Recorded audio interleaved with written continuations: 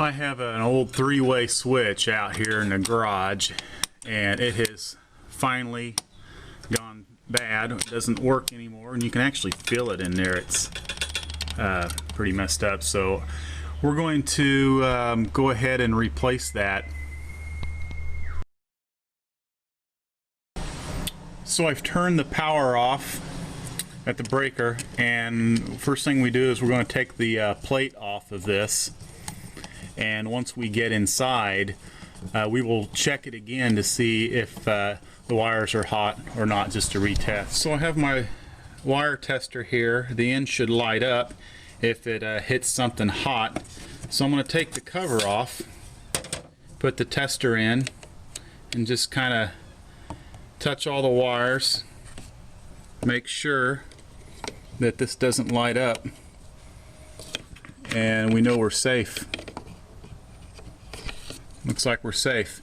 Now we're going to take this screw out and this screw out, and we're going to take the whole switch and just pop it out.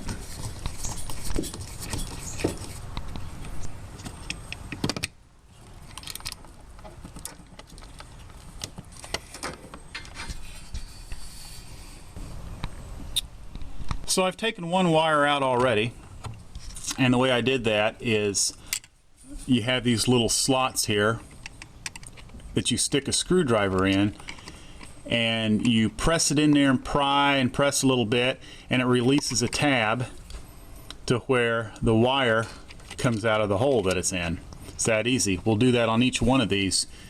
You can see there's a tab here and a little slot here that will take the small screwdriver in and pull those wires out by pressing those in.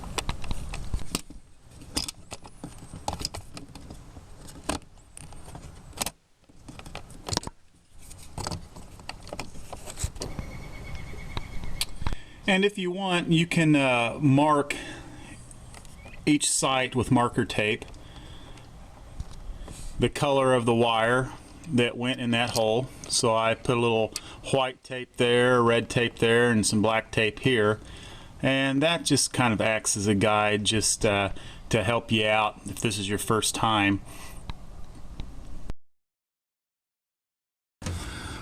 So let's take a look at our two switches. This is the old switch here, and this is the new one.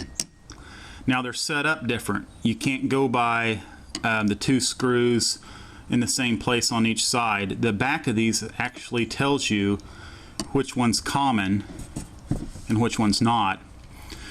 On the old switch, it says common right here, and it points basically to these two spots. So we know this one was the common, and that's where the black wire went. On the new one, it shows the common right here and right here. Each switch has one common screw terminal and two traveler screws. Circuit wires attached to the traveler screws run between the two switches, and hot wires attached to the common screws bring current from the power source and carry it to the light fixture. So we have to make sure we hook up the black on the new one to the common.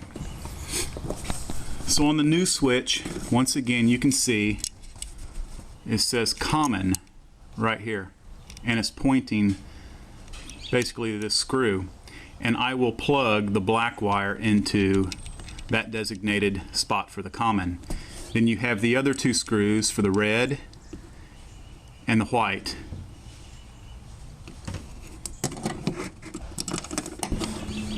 You can use the screws on the sides to attach the wires if you'd like.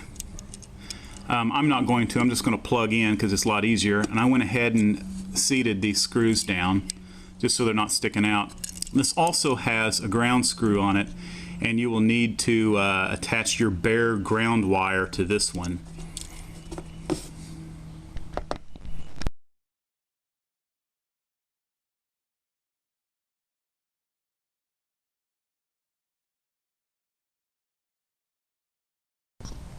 Okay, I'll go ahead and hook my ground up to the ground screw, the bare wire in there, and then I'm going to go ahead and basically shove all the wires back in there and screw it back into place, and then I'm going to test it by turning the power on and just make sure everything works right, and then I'll return the cover.